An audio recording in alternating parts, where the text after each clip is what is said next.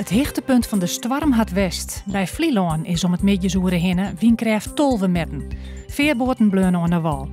In de hele provincie binnen meldings van stormskeer. Er zijn bjemmen omwaaid, dieken oorsletten, er waaiden dakplaten en bouwmateriaal voort.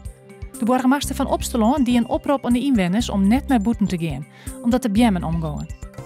De minister van Onderwijs, Jet Bussemaker, is joerd op het Friesland College in Ljouwert. Zij is daar voor de aanpak van betierde skwalverlitters. De squallen scoort goed met die aanpak, maar toch de geerwerking met een protte bedruwen.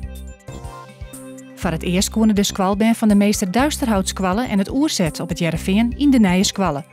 Op de 2 squallen wordt speciaal onderwijs doen op het basis- en voortzetonderwijs. Dat is uniek van Friesland.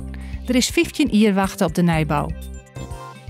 De storm jouwt hem joendel. De bloedkans op een bui en vannacht is het om de 7 graden hinnen. Morgen 13 graden, de windkracht is tussen de 4 en de zon, kans op een bui, maar uiten toch ik zinnen.